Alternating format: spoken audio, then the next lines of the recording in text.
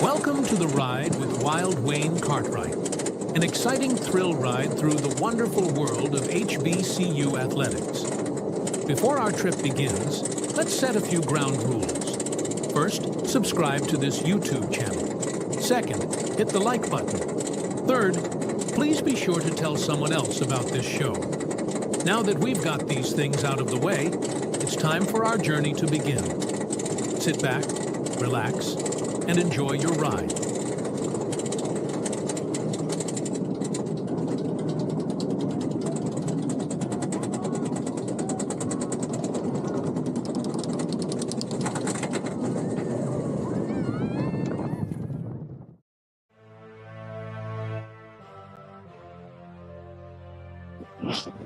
Good evening, good people, and welcome once again to another spectacular edition of The Ride.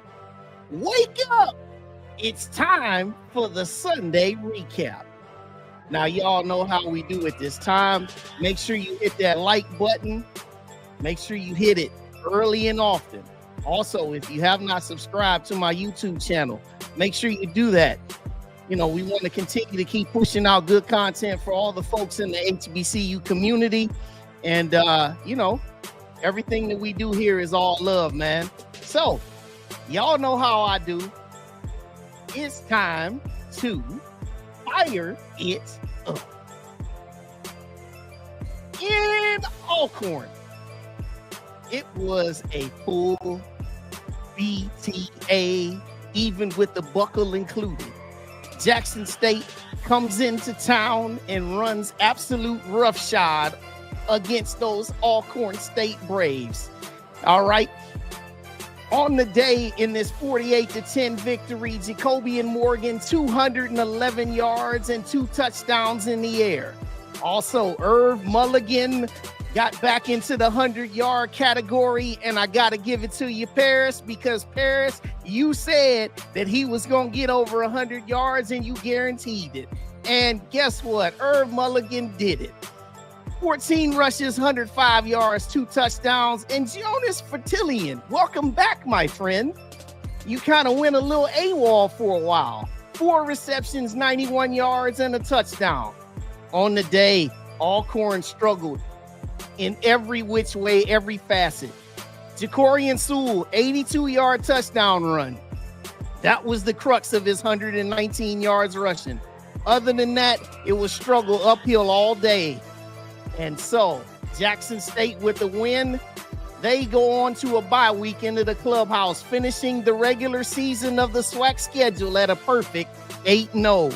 The Southern Jaguars will come to town on the 7th of December, looking to win another SWAC championship. It was the Florida Classic down there in Orlando, and what a game this was. This game right here had everything. I mean, full back and forth. You wouldn't know that BethuneCookman finished with 2 wins on the season. Daniel Richardson in this game, he threw a little bit. He wasn't as effective throwing the pass as he typically is, but he had 180 yards and a touchdown, no less. Thad Franklin, 26 rushes, 195 yards, and 3 touchdowns. Also, not even pictured here, Kelvin Dean, 103 yards rushing himself with a touchdown run. 305 yards rushing on the day for FAMU as they pull out a 41-38 win against BethuneCookman. Dennis Palmer, somebody, you gotta just pay attention to who this freshman was, man. 37 rushes, 178 yards, and that should be 3 TDs. He had 3 TDs rushing. Malik Huggins, 177 receiving, and also a 77-yard punt return. This game went all the way down to the end. Cam Ransom had a chance throwing a Hail Mary, but it came up incomplete as FAMU 41-38, extending their winning streak over BethuneCookman in this series by 4. As for BethuneCookman, they head on to the offseason. FAMU, one more game on Black Friday. And we go from the best game of the day probably to what was the worst game of the day, as Alabama State in a field goal fest beats Prairie View 9-6. This game right here, this was, as my friend Mo Carter, who called the game, he described it as a game that seemed like neither team really wanted to be there. It was a game that had lots of turnovers, 3 by Prairie View and 2 by Alabama State. And he also described it as a game that had some football follies.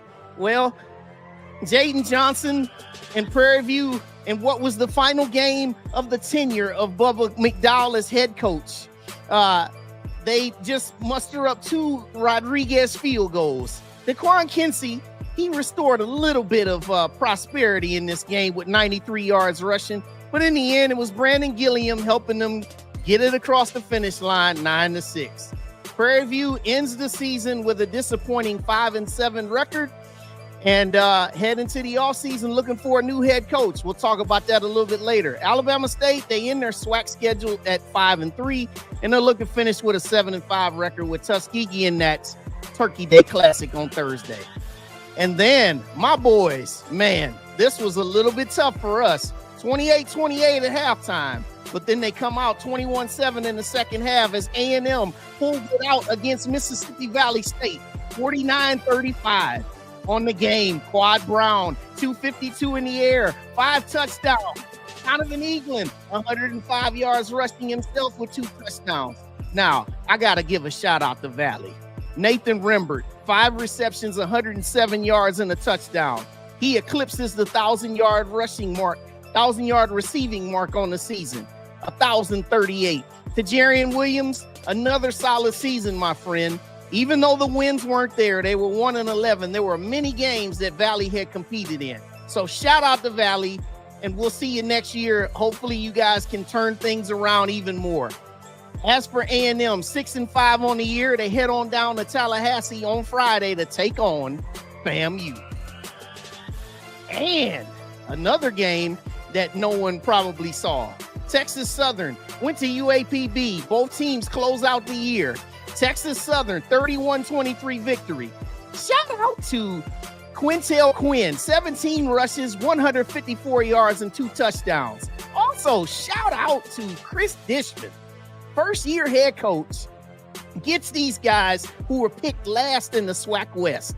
In fact, they were picked to have the worst record overall in the SWAC. 5-6 overall and a respectable 4-4 in the SWAC. Shout out to you, Chris Dishman. Hopefully the folks down there in Houston will start supporting this team. Makai Hagans, this was a rough one for him. Struggled down the stretch and didn't finish this game as he did the previous week. And then Giovanni Gibson, 55 yards rushing, and he finishes the year with 1,215 yards receiving on the season. So he leads the SWAC. So UAPB, more questions coming into the offseason for Alonzo Hampton. They improved a little bit by 1 win this year, 3-9, and they competed in others, but still more questions. And now switching into the MEAC, we got South Carolina State, the MEAC champ, with their backup quarterback, Ryan Stubblefield, 264, 2 touchdowns, and then 2 touchdowns rushing. Kazarius Adams, 18 rushes, 128 with 3 TDs in a big romp, 53-21 on senior day there in Orangeburg over Norfolk State. This is probably the end of Dawson Odoms with his tenure at Norfolk State. They go out 4-8 on the year, 2-3 in the MEAC. As for South Carolina State, they now have a bye for a couple of weeks before we see them again at the Celebration Bowl on December the 14th. And then North Carolina Central missing a lot of players due to that fight that they had the previous week against Howard. They come out with backup quarterback Joshua Jones. He rushes for 3 touchdowns and throws another one. Jamari Taylor chipped in with a rushing touchdown himself. Jaden Sutton was the only highlight of the day for the Hornets. 113 yards rushing, but 5 turnovers. And another 1-win season for Lee Hull and those Delaware State Hornets. North Carolina Central finishes the year 8-3, but they come up short of their goal in the Celebration Bowl, and they were not selected for the FCS playoffs. So this 52-10 finale is it for both teams. And then another finale here in the MEAC. Morgan State pulled out 35-21 over a depleted Howard team. Again, missing a lot of players from that post-game fight at North Carolina Central. Kobe Masao, 202, 2 touchdowns passing. Jason Collins, another 100-yard game on the ground. Morgan State heads into the offseason 6-6, and they finish with a winning record in the MEAC. And the defending champions, Howard, 4-8. Larry's got to do some things in that offseason, man. 1-4 overall in the MEAC. So both teams head into the offseason. And now we'll talk a little bit about the playoff games that happen here in D2. Hey, Miles College, y'all. 10-2 on the year. They didn't get much offense going. They only had 153 yards total in offense. But Cameron Ivey had a touchdown passing. Gennaro Scott, a touchdown rushing. And then the defense took over. Miles College, 14-13 over Carson Newman to advance to have a meeting down at Valdosta State. Good luck to y'all. Also in D2 in the first round, Virginia Union, the CIAA champion, hit the road and took out Wingate in overtime. RJ Rosales with the 1-yard touchdown run in overtime to pull it out. Mark Wright, 202 in the air, 2 touchdowns. Jada Byers, another 100-yard rushing game. Virginia Union with the victory 34-31, and they hit the road next to go take on Lenore Rhine. So both HBCUs in D2 that entered the playoffs both got a win. And then last but not least, I got to shout out Tennessee State because Tennessee State won a share of the Big South OVC title for the first time since 1999. Shout out to Eddie George, Draylon Ellis, 20-31, 232 yards, 2 touchdowns. CJ Evans, another 100-yard receiving game, 9-3 on the season, taking out SEMO 28-21. Both teams, though, were also selected for the FCS playoffs. And Tennessee State's reward, they get to go up to Montana on Saturday night. Should be kind of cold, but guess what? You get to extend your season. SEMO, they go to Illinois State. Both teams are playing on Saturday. Woo! And that is what we got, y'all. It was a very loaded opening Fire It Up segment. We had a lot going on, but I want to just say a special shout out to all of those that got those wins yesterday, especially those SIAC, CIAA teams, man, getting their wins. We got all of our D2, and we've got all of our D1s, our FCS HBCU teams still playing football. So that's really, really good. All right, now let's come on back here and let's talk about a couple of games here. All right, Jackson State folks. I know that a lot of these Alcorn folks, they want to look away. But you know what? You can't look away because this is what it's called getting your lick back in a big way. Now, Jackson State, they hit these boys right from the start. This game was never, and when I mean never, I mean with a capital never in doubt.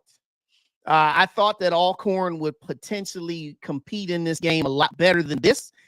I thought that perhaps it could be maybe they get it into the fourth quarter and then Jackson State just pulls off on them. But you can see that the way Jackson State hit that field, you can see from the week that they had with those allegations about, cheating, and that's all I'm going to say on that. Also, just the fact that, they had just played a real tough 60-minute game the previous week. I know that people still had some questions about them. Are they really that good? Well, if you had any questions about how good Jackson State is, you got all your questions answered in this game. They rushed for 283 yards on the ground, 6.2 yards a carry, right? That's dominant. 494 total yards. But here's the other piece of this whole pie that makes the difference for me. There's 3 things. 1, they had just 3 penalties. 3 penalties for 20 yards. That's awesome. But also, if you're a JSU fan, this is the statistic that'll make you step up out of your chair and start celebrating. 0 turnovers. 0 turnovers. Now, in the last stat to this, Jacoby and Morgan. Now, I just said on Wednesday on my show that we would need to see more from him with his arm. And in this game, you saw it. 211 in the air. It's not the yardage. You look at the attempts. You know, he only threw it 20 times, but 12 completions for 211 yards and 2 touchdowns. So they got everybody involved. And the defense went and did everything they needed to do. Alcorn, they had 12 penalties. And right from the start, you knew where this game was going because their first 3 drives, punt, interception. And then by the time they knew it, they were down 14-0. And so, you know, this was just an epitome of how you come down on the road and you dominate an opponent. You let folks know that, hey, we are the champs and we will be the champs until proven otherwise. With that 82-yard touchdown run that Sewell had, if you take that away, Alcorn rushes for less than 100 yards. They only rushed for 160 yards on the day to begin with. So all of these things combined, that is how you get a BTA. And I will say they included the buckle in that belt part of the equation. So that is, I got to just say salute to you, Jackson State. And now where you are, you're in a really, really good spot because you get to go on a bye week. And during your bye week, you can get some of your guys, you know, rested up. You can also get some much more time to kind of refine some of your game plans because you guys have Southern coming to your house in 2 weeks. So you're sitting in a really good position. But one thing that I will say for you, Jackson State, and all your fans, take advantage of this bye week very well because you win the SWAC championship game, you're going right back the next week, headed down to Atlanta. So from this point forward, everything on this bye week has got to be focused, tidy and focused about all the details. Having a game where you only have 3 penalties and you don't turn the ball over none, and you play the defense that you did, that's a recipe for extreme success. And honestly, if this Jackson State team, for some of the detractors out there, if this Jackson State team is going to play like they did yesterday, where they playing clean football, it's going to be tough to beat these guys. And if you're a Southern fan, when you already lost to them once and you know you're going to them again, if you look at that performance yesterday, that's got to make you feel a little nervous headed to Jackson. That's just me. Let's see some of the comments here. Yeah, I see. Yep, Paris, you said, yep, revenge. You're right. Yep, straight BTA. And you know what? Yeah, I saw that, man. Jackson State fans took over Alcorn. And you know what? It was pretty sad, man, the way y'all was whooping them boys. Because, you know, a lot of them, they left early. I heard all the stories. But, you know, the picture that I included here on the thumbnail of the show, man, that was what was really hilarious to me. The fact that they showed that guy sleep on the side of the hill. That's the picture of the year, man, in HBCU sports. I don't care whatever else happens the rest of the season. That's my picture. And you know, I gotta also shout out my boy G, man. I saw that video from last year when he said this was a homemade ass whooping. That ass whooping was from scratch. Well, I don't know what you can say about this one, G. This one, man, y'all got some questions to answer going into the off season, man. Because I will say that 6-6, this is definitely not what you guys expected because these guys were picked to finish first in the West. And you know, by all accounts, a lot of people had these two meeting in the SWAC championship game. But you know, they got to answer some questions heading into the off season because the passing game was pretty much dormant the whole season for Alcorn. So there's some things things you got to try to work on and get fixed there. Running game was something that carried you the whole season. But in this game, this was a game that you didn't have enough bullets in your chamber to come against this storm. So heading into the offseason, Alcorn State, they got some questions and all those different things, man. Look at, they said, where the rest of my Alcorn peoples at? Oh, Websonic Boom, hey Hattie Rawls, what's up? Yeah, good old fashioned woodshed whooping. He said that belt restay sold. You know what, Will? Hey, I'm with you right here. I'm with you when you're right, man. That was I ain't even gonna say belt. It just say ETA. Extension ass. But in all seriousness, shout out to y'all, man. Shout out to y'all, Jackson State. Salute. Perfect track record in the regular season. 10-2 on the season, man. Salute, salute, salute. All right, now let's talk about the game that was really the game of the day in terms of just the overall excitement. Now, if you didn't see this game, man, I watched the whole second half of this, and this was loaded, man. BethuneCookman, shout out to these boys, man. They fought. I mean, both of these teams, you look at the total yardage. FAMU had 485 and BethuneCookman had 416. Now, Thad Franklin, this performance is something that they definitely could have used in other pieces of the season, because this was truly his breakout performance with a 26 rush, 195 and 3 touchdowns. Going for 305 on the ground. But BethuneCookman, every single time when it looked like FAMU had these boys dead to rights, Cam Ransom and Dennis Palmer led these boys back repeatedly. Dennis Palmer, I gotta say, he was a guy who came on in the second half of the season. We didn't hear a whole lot about Dennis Palmer. This guy's a freshman. We didn't hear a lot about him in the early part of the season, but this second half, he's had 3 100-yard games and a couple games where he rushed in the 90s. Dennis Palmer had 3 touchdowns yesterday. I know it says a touchdown. He had 3 touchdowns rushing. But I got to say that BethuneCookman, they pushed real hard in this game. And it took everything that FAMU had to get this win. And you can tell that this was the epitome of a rivalry that you can throw out some records.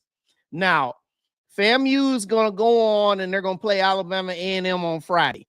And they're going to look to finish. But the point of the next piece of what I'm talking about here is now BethuneCookman. As they head into the offseason, Raymond Woody, he's going to head into his 3rd season next year. Okay. First season was 3-8. This season, 2-10. Defense was a problem for these guys all season. And yep, you're right on that. And yep, you're right on that. Defense was a problem all season for BethuneCookman. And so Raymond Woody, coming off of being 5-18 in the first 2 years, you got some questions. And you got to do some recruiting, and you got to figure some things out on the defensive side of the ball. You've got some pieces to work with. Cam Ransom was solid for you. He contributed. Dennis Palmer, if you can keep this young man on campus, this guy is a stud. As a matter of fact, this guy has a chance. If you can keep him on campus, this guy has a chance to lead the SWAC in rushing next year. That's how good Dennis Palmer is. He's not just a runner. He's a tough running back. So, we'll see how that transpires. All right. Now, the only reason why I'm pulling this game up is I want to talk to folks now. Let's talk about now how Bubba McD is out as the head coach there at Prairie View. Okay. Now, I want y'all to holler at me. I know I said time to share your picks, but I want you to holler at me when we talk about Bubba McD, okay? Now, yesterday, these guys, if you looked at this game, if you didn't look at this game, good. But if you did, I'm sorry for you. But yeah, just so folks know, Bubba McDowell was in the last year of his contract. And they also have a newer athletic director who did not hire him. And you guys know how the formula works. Usually if you're not really just like lighting up the world as a head coach, normally in certain circumstances, your athletic director wants to have their own person. Right. So he was there for 3 seasons. And yes, he was not fired. Yes, he was not fired. And yeah, what's up, Lionel? Lionel, this is my guy. Lionel knows this situation better than anybody. He was there for 3 seasons, 17-18 record. Yeah, he won a SWAC West title. But some of the things that really plagued his tenure was not winning enough of the big games. Now, yeah, he was 14-9 in SWAC play, and that is definitely not the worst. But coming from some of the expectations that Prairie View has had, remember, a lot of people picked them to win the West this year, right? So these guys, they lost right out the gate to Texas Southern. And it was kind of, once you lost to Texas Southern, then you followed that up and you lost to Southern. It was like, see you later, bye. And then also you lost to UAPB. So that also didn't help you either. All right. So let's see the comments. All right. So it says, I won't be surprised if Maynard joins them. He say, well, he should have been renewed. Well, and I say with this Paris, it's one of those type of deals where I say that, again, athletic director golf down there, he has a vision for what the athletic department is to be down there at PV. And some of the things that you have to understand is that, they want their people. And they have a job to do as well, right? All right, Cedric Walker. Hello, panel and chat. I believe that Coach McDowell got a raw deal from PV. He had one bad season with key wins, though. He beat FAMU. Yeah, I get that. I get that as well. Let's see. Lionel says, I don't know why y'all shocked. Let's see. He says, PV has all the facilities in place, though. We just need the right coach. Well, says PV is not a football powerhouse, so it would take some time to build a winning culture there. Well, this is, I guess, Lionel, you're still watching. You can say, how you feel about this, but in my estimation about PV, now everybody knows they had some real tough years, really tough years, but then they started winning some games, and lately they've been on kind of they were on upward trajectory, and this year was a step back. This was not their year, but I just think that he became a casualty to the nature of today's market. You want somebody who's the it guy. You want somebody who's the trendy guy. But also what didn't help them was, they had a rotation of musical chairs at quarterback. You saw Cam Peters. They started with Lucas Coley. Then, they eventually settled on Jaden Johnson. They struggled to defend a lot this year. They had some good moments. The best moment was against FAMU. But, but ultimately it just came down to, they felt like he didn't produce enough, and that's pretty much simple as that. All right. Let's see. So are we to include lack of talent when it comes down to these coaches on the hot seat? That's a real good question, Freddie. Real good question. And something, man, no coaching hot seat situation is the same, but sometimes when it comes down to lack of talent, sometimes some of these coaches or some of these people in administration, they want coaches who are able to find guys despite the resources. Now, a lot of times that's like putting lightning in a bottle, right? A lot of times that's like turning water into wine. Everybody can't do that. But again, to this point, this is something that draws a real good question. Are expectations real on our level of football? Because I know a lot of people, they ask these questions about, are we fully committed to football on the HBCU levels at times? I mean, we have some proud alums. We have some proud fan bases. But a lot of times you see the proud alumni and fan bases don't always match up with everything that administration sees it as. All right. So, yeah. Let's see. Said PV. Yeah, let's see. The only thing with that logic, Lionel, the coach TC is not available. There's nothing wrong in playing. Said they were undisciplined team. Yeah, lots of penalties. All right. It said y'all know the SWAC likes to recycle coaches. You say you hear McNair's going to PV. Now, here's the thing here, y'all.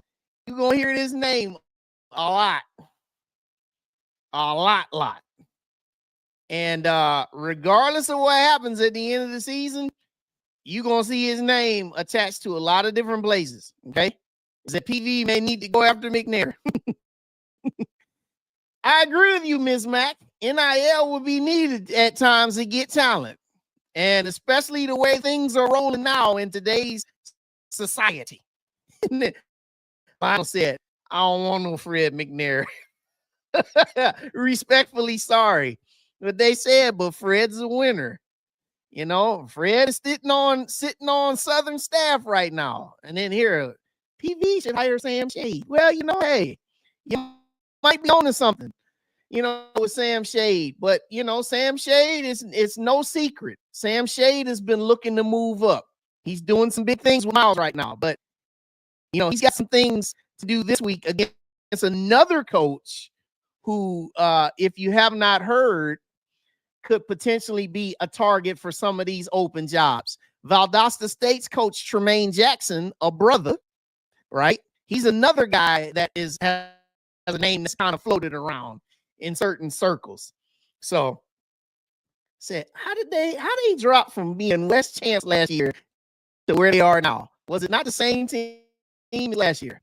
Man, sometimes year to year, these things happen, brother. Some of these things happen. But that's just where we at, man, with Bubba McDowell. And one of these things I know with these different types of coaching searches, these things tend to drag on. Okay. And he said Sam Shade is third on the list. Okay. Yep. And say, yep, can have all the talent, but you still have to coach it. That's fact too. But best believe this is something that's going to evolve. And there's going to be some coaching changes that are going to be made. This isn't the only one. Some of the ones to watch, obviously, yeah. I'm gonna stop there with that one. Another one that you have to watch as well. Dawson Odom's at Norfolk State. Last year his contract. And they ain't been winning at Norfolk. Also, I think you heard of this place, North Carolina A&T. Vincent Brown. They just had another 1-win season. That's another place that's going to be an option. Could also be talking about Delaware State as well. They had a second consecutive 1-win season themselves. Thank you, Chris, for Dukes. Make sure y'all hit that like button. I appreciate y'all. He say, no, we had other options than TC. We hired the one person with no.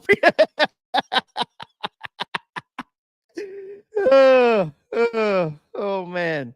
But yeah, so there's going to be some openings that are going to be out there, and you're going to see some names floated around. So Fred McNair, that's going to be a name you're going to hear a lot. All right. Now, I want to also just kind of go, and I want to bring up this. So I want to bring this up because this is a part of a different discussion. Oh, I do got to answer this first. What y'all doing with Coach Maynard? Good question. Don't know yet. Ask me again next Sunday night after we played against FAMU, and I might have a better answer or a theory. But right now, no one knows. Oh, look at Peasy. He's just getting in. And said the SWAC coach, the coaching carousel in the SWAC West continues. Yeah, just getting started. Okay, now let me just bring this up with Tennessee State, because y'all follow me. This is where we're going. Okay. Now, again, I'm gonna bring this up. Holla at me, because this is where we're going. Tennessee State. All right. They win, they make the playoffs. Now, I know that they're not in the SWAC, they're not in the MEAC, they're in the Big South OVC. Okay, but they are going to the playoffs no less. Now, my point where I am with this, and what I want to just bring up for everybody is, I know playoffs is a thing. It's more like a taboo word. Okay, but hear me out for a second when I talk about playoffs. Okay, now I am a big supporter of the Celebration Bowl. I'll say that first, okay? But with playoffs, I also think that if you don't make the Celebration Bowl, I think that it's a really good thing if you can get in the playoffs, right? I know sometimes people bring up the old adage of it costs money to go to the playoffs. Wow, Wayne. It costs money, and also it's a lot of travel expense and things like that. I get it. And also sometimes people say, well, we're going and we're playing teams that are much better than us, that have bigger budgets and bigger depth. In this case, Tennessee State is going to play Montana. But I think that in this sense, I think that Tennessee State being in the playoffs, and if we had somebody else in our SWAC that could have been able to make the playoffs, because I know a few years ago we had FAMU make it, and then last year North Carolina Central made it. I just think that being in the playoffs, if you're not able to go to the Celebration Bowl, I think that is something that people need to embrace, because young men on your team, they get a chance to extend their season. They get to have more games. And also, hey, in the case of Miles right here, winning a game yesterday in D2 and Virginia Union, also, you get a chance to extend your season, continue to keep playing, and maybe you can shock some folks. So I just think that the playoffs, I think, is a healthy fallback if you don't make the Celebration Bowl, if you're in the MEAC or the SWAC. Now, obviously, in D2, they don't have any choice. You got playoffs or nothing else. But in the case of TSU, who's not in an HBCU conference like MEAC or SWAC, I think what they did is pretty admirable, and Eddie George did a phenomenal job to get these guys into the playoffs. And I think that that's something that more folks should applaud, because I know that, you know, Ms. Mack, yeah, you're right. I can afford to travel with institutional issues, and I get that. You know, I get that. But, you know, that's just something that they're working on to figure out, and I hope whatever issues they got, because you hear a lot of it, I hope whatever it is there, I hope they get it worked out. Okay, now, he said, what do the playoffs bring to the table, especially when it comes to the athletic budget? Now, you're right. Yes, you're right. And this is the con. This is the con of the argument, right? What does it bring to the table coming to the athletic budget? And what I will say here is, yeah, you probably got to take a loss a little bit on money for the experience. And that is where people are wondering, what is in this for us? Yeah, I get it. But my point though here, Tiger Nation, is that everybody can't go to the Celebration Bowl. And if you have a chance to extend your season, I mean, why not? That's just where I'm at with it. Like, obviously, yeah, you want to get to Atlanta, you want to get on national TV, you want to have a chance to win that HBCU national championship. You want to definitely do that.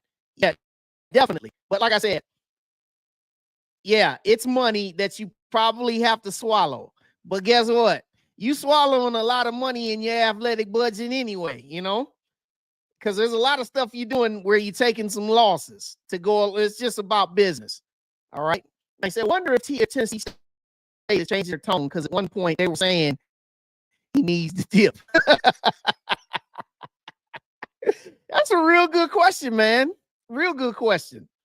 And you know something? Here's the craziest, maybe saddest part of this, man, is the fact that only 1,500 people showed up to that game yesterday. 1,500 people showed up to see these guys, a 9-win team, win a share of their conference title. 1,500 people. And I get it. Their administration is just like, hey, we're sticking where we are, Big South OVC. And I know a lot of students, they say, well, we want y'all to play more HBCU teams. We get it. But guess what, man? You can't stop. You can't just continue to keep boycotting your games, man, because you're not getting what you want. You got to support them no matter what. Right? And yeah, and there's the point. Yep. The lack of fan support when it comes to the OVC game. See, there's my point right there. It's just the fans, they want what they want. But, you know, you got to support these guys, man. Yeah, you're right. Sad attendance, man. Flat out sad attendance. 1,500. Yeah, they died out. Yeah, it died out. And I want to go back to this one. Well, actually, first, yeah. Now, if they beat Montana in the first round, they're gonna put everybody on notice. You definitely right about that. You know, it's a tough trip though, man. It's a long flight up there to Montana, and they're gonna play late, man. It's 10 o'clock Eastern, and it's supposed to be like around 30 degrees at game time. But hey, shout out to TSU, man. I'm pulling for them. It's a tall task, but I'm pulling for them. Okay, now let's go here. A second HBCU game would be more lucrative and advantageous in the FCS playoffs. Maybe, perhaps. But here's the thing, Jerome Brooks. Somebody has to write the check. That's it. Somebody's got to write a check, man. And until somebody writes a check,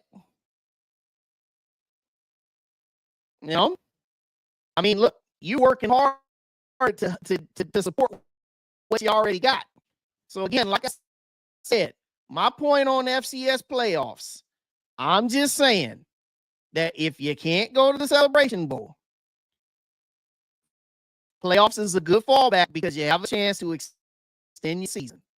And maybe you can get lucky and catch lightning in the bottle. That's all I'm saying. Yeah, Montana will be a tall mountain to climb. Yeah, it'd be a tall mountain to climb. I see this here. Said they need a 14 college football Celebration Bowl playoff. You know what, man? Again, somebody's got to write a check for that. Said TSU has major financial problems currently in dire straits. If you know anyone from TSU, please reach out to them. Yes, definitely reach out to them. Reach out to them. All right. Everybody, make sure you like the stream, and we'll go to the next part of the show here, which is let's look at the standings. Okay. Now, I did this on Wednesday on my show. I want to do this here on Wednesday night or here on Sunday night for everybody that's watching. I want to do it again. Okay. As you can see, Jackson State top of the hill, 8-0, 10-2, so on and so forth. And then we'll complete the East will be the game with Alabama A&M and Florida A&M on Friday. Now, my question for everybody that's watching, and make sure you hit the like button. Hit the like button, all right? Like the stream. Who did you get wrong? Who did you get wrong here in the East? I asked this Wednesday, I'm going to ask again. On blast. Who did you get wrong? who'd you think was going to be better than what you thought? Okay, I will go first. I thought FAMU was going to win the East again, flat out. I thought they were going to win the East again, and they did not. Okay, I thought Jackson State would finish second. I thought Alabama State would finish third. And the other two, I had right. I had Bethune-Cookman. I had them better than this. I didn't think Bethune-Cookman was going to come out here and win just 2 games this year. You know, and some people, they thought these guys would be up there winning like 6-6. Right? And then Valley is Valley. But, you know, I'll talk about it. Okay? Desmond Allen says you had Jackson State wrong. Said you had Bethune-Cookman wrong. Said you thought the Snakes would be second. Ooh, man, I feel your pain, Desmond Allen, because you know what? That was my pick too. I thought it was gonna be FAMU and PD in this championship too, man. oh my goodness. Okay, so that's the East, and then here's the West. The West, as you can see, the Southern Jaguars, they're the champion, and they're going to finish this out on Saturday in the Bayou Classic. And then Grambling is also going to finish theirs. So, yeah, I had Prairie View winning the West, and as you can see, they were nowhere near that spot. Nowhere near. And, again, I want to say again, another special shout out to Chris Dishman, because nobody, and I mean nobody, maybe them, saw themselves being 5-6 and finishing at 4-4. Nobody. These guys beat Prairie View and they beat Grambling. And they should have beaten Southern. They were one executed punt away from beating Southern. That might have changed a little bit of this narrative. But yeah, this was how this went. And then lastly, here's the complete in the MEAC now. MEAC schedule is completely done. You've got South Carolina State winning 5-0, and then you see it all the way down the ranks. So you could possibly see a coaching change at Norfolk State, and you can also possibly see one at Delaware State as well. All right. So that is where everything is with those standings. All right. Now, we have ride tokens to hand out. Here are my ride tokens for this week. Now, those that are just watching for the first time, just to let everybody know, your team has to be victorious for you to make this list. There are a lot of guys who had some big games yesterday. All right. My guy Malik Huggins from Bethune-Cookman had 177 yards receiving, a touchdown, and he had a punt return for a touchdown. Had Bethune-Cookman won the game, sir, you would have made this list. But here are the ones that did. Thad Franklin, Florida A&M, 26 rushes, 195, 3 touchdowns. That is my first offensive ride token of the week. My second ride token for offense. Backup QB, Ryan Stubblefield.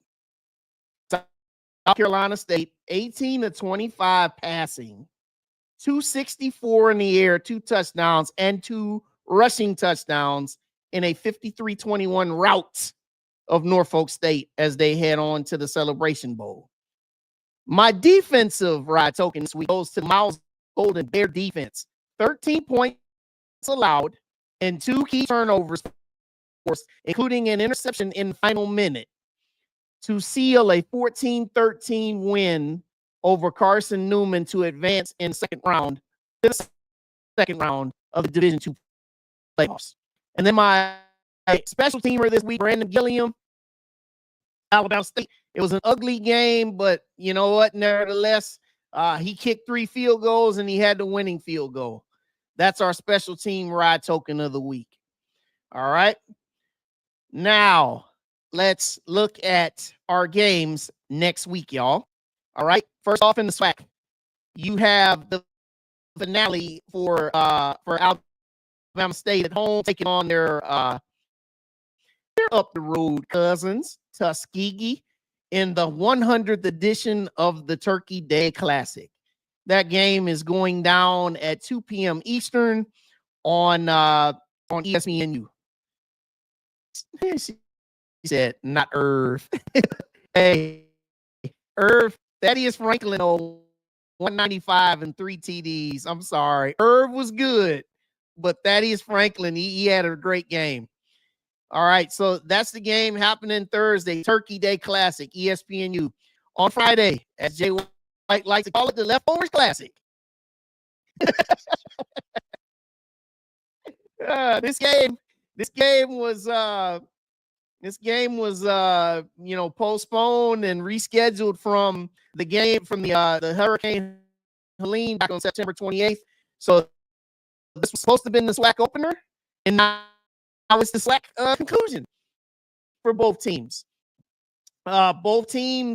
And I'll show you guys here in a moment. We'll talk about it here in a moment. But yeah, both teams are getting together 4 p.m. On Black Friday, ESPN Plus. And then Saturday, it is day 51st renewal. 51st renewal of the Bayou Classic going down there in the Dome, where you got Southern and Grambling. Grambling looking to get back on the board and trying to finish 6-6. Southern on its way to the Southern on its way to the SWAC championship game. Has this game on Saturday. ESP or Peacock and NBC. And then we got playoff schedule. So Tennessee State is going up to take on Montana Grizzlies. That is the opening round of the FCS playoffs. And then the second round of the D2 playoffs. Miles hitting the road, going down there to Valdosta, Georgia to take on the Valdosta State Blazers. And then you got Virginia Union off of their big road win yesterday. They hit the road and take on Lenore-Rhine. All right. So those are the games that are happening next week. And then just a little bit more. Here's the games that are taking place here. So you've got this game is going down here in Montgomery, as I said before, the 100th edition of this game. Alabama State romped this game last year. I expect them to do the same again if they're motivated. They definitely better play better than they did yesterday. But I think they'll be fine against Tuskegee. All right. This game right here now, I want y'all to holler at me now. Holler at me on the next two. Everybody that's watching, make sure you like the stream. But here we go. I want y'all to pick these games for me. I got two of them for you. Okay, here's the first one. We talked about it just a minute ago. Black Friday, two teams with identical records meeting on the field, going down 4 p.m. Friday, Brad Memorial Stadium, Senior Day. FAMU, Alabama A&M. I see Cedric Walker says, Wayne, I believe you guys can beat FAMU with that run game with the heavy dosage of Eagle and steady QB play. Hope so. Which A&M? Okay, the Snakes. Ooh, 41-24. Ooh, wow. Okay. AAMU will beat FAM. Okay. Dogs over the Rattlers. Which A&M? Alabama or Florida? Oh, he says Alabama. Okay, ride with my Bulldogs, of course. Okay. All right, thanks for cleaning that up. Bama A&M. All right, so we kind of got a mix here. That would be nice for the Bulldogs. That'd be nice. I'll feel good about that. We finished 7-5. A&M, Maynard needs this, and FAM won the game they wanted. I hope you're right. All right. Last but not least, I expect to get a nice split here, maybe. Who's winning the Bayou Classic, y'all? In the Dome, Saturday at 2 p.m. Eastern. Who's winning this one? Holla at me. Give me score while you at it, too. Desmond Allen, I would expect no less. Your Jags. Except watch Gremlin win this game. I like it, man. Say, watch win. Guess you 24-17 Gremlin. 21-10 Southern. 3-2. Grumbling. 27-24. Gremlin with the upset. 28-17. Let's see. Oh, wow. 31-7. Okay. What else y'all got, man? What else you got? Anybody else taking a swing? Let's see. I'm rooting for Gremlin, but I want Southern to come to this SWAC championship game overconfident. This one's hilarious. 9-9 and 5 overtimes. Gremlin hasn't beaten us in so long. Well, it's been 2 in a row. But here's the meeting, though. 51st meeting, 26-24 in the dome, and then the prior, was 15-10. So Southern's won the last 2 meetings. Let's see, 14-10 Gremlin. Gremlin 24-21. Man, there's some money coming in. Money coming in on this one, man. I can't see this one being split down the middle. So this is a little tough. I think Gremlin's gonna play real hard, man, because this is the last game for them. They're not playing next week. And I think they want to send their rival headed on into the SWAC championship game with a loss. So we'll see, man. Mickey Joe will be motivated unless the officials interfere. And you know what? If the officials interfere, them boys gonna be getting fined again. Let's see, G-Men. Mickey wins at home in New Orleans. He said, what's the identity of these two teams? Run, pass, or winging it? Good question. Good question. Because it depends on who starts at quarterback. Said Gremlin gonna restore order. That ship sailed a while ago, brother. Yeah, JSU by 40. Yeah, I hear you. Winging it. That's what I'm laughing at, man. Winging it. I mean, man, let's not do these two teams. Run, pass, or winging it. It's Crawley back. Okay, so Crawley, he played week before last when they played against A&M.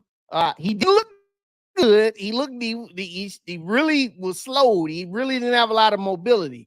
But the fact that they had a bye week this week, I expect him to play. And if Gremlin really wants to have a chance, I think he needs to play. So yeah. All right. So that's what's happening in the dome on Saturday. Okay. So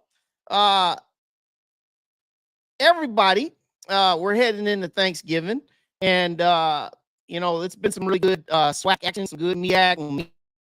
MEAC is in the clubhouse now. We got some playoff action going, D2. Make sure that you support these teams, man. Give them a look over the busy holiday weekend. All 3 of these teams are playing Saturday or HBCUs. Make sure you support these guys, okay? So we make sure we do that. Also, make sure that you like the stream and make sure that you subscribe, man, to my channel because, we're doing some big things and we're continuing to push out this really good content. And as Cedric Walker says, be safe this weekend in the Thanksgiving holidays. If you're traveling to a game, travel responsibly. There will be no Wednesday show for me this week due to the holiday, but next Sunday night, I will be back with another Sunday recap. We'll recap the SWAC games. We'll also recap the playoff games, and then we'll get you all set up for the SWAC championship game, which comes up on December 7th. Big things happening, and appreciate y'all once again on The Ride. God bless y'all. Thank you for joining us on The Ride with Wild Wayne Cartwright. As you exit the ride, make sure you subscribe to this YouTube channel, hit the like button, and catch up on all of our prior episodes. Until next time, God bless.